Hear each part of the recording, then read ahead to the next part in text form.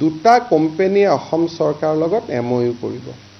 তেওঁলোকে পৰ্যায়ক্ৰমে অসমৰ কলেজ আৰু স্কুল বা ইঞ্জিনিয়াৰিং কলেজত জাপানীজ লেংগুৱেজ প্ৰৱৰ্তন কৰিব আৰু তেওঁলোকৰ পৰা জাপানৰ প্ৰফেছৰে আহি শিকাব অসমে তেওঁলোকক থকাৰ সুবিধা দিব লাগিব তেওঁলোকে শিকাব 9 মাহৰ কোৰ্স কৰাৰ পিছত শিক্ষাৰ্থীজনে ইয়াতে এটা এক্সামিনেশ্যন চেণ্টাৰ হ'ব জাপানৰ ওপৰত এক্সামিনেশ্যন চেণ্টাৰ আৰু তাক পাছ কৰাৰ পিছত তেওঁলোকক জাপানত নিশ্চিত চাকৰি দি লৈ যাব আৰু কোনোবাই যদি জাপানত যাব নোখোজে ভাৰতত যিবিলাক জাপানী কোম্পানী আহিছে সেই জাপানী কোম্পানী বিলাকত চাকৰি দিব কোনোবাই যদি বোলে মই ফ্যামিলি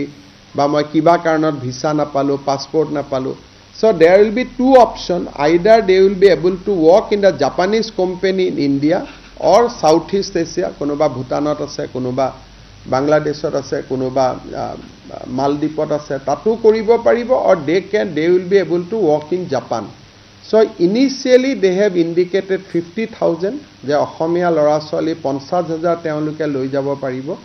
আৰু আমি যিমানখিনি সুবিধা ল'ব পাৰো সিঙ্গাপুৰৰ ইন্টাৰেষ্ট হৈছে নাৰ্সিংত তেওঁলোকে অসমৰ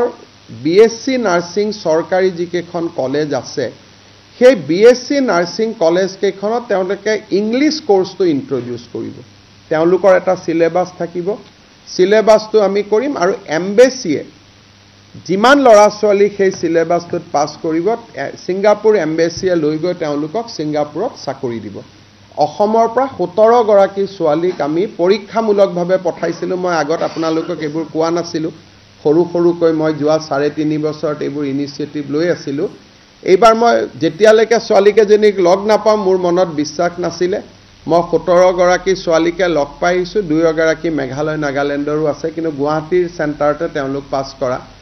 তেওঁলোকে মোক কৈছে যে দাদা চৰকাৰী চাকৰি এৰি আহিছো উই আৰ ভেৰি হ্যাপি আমি ইয়াত থাকিব খুজো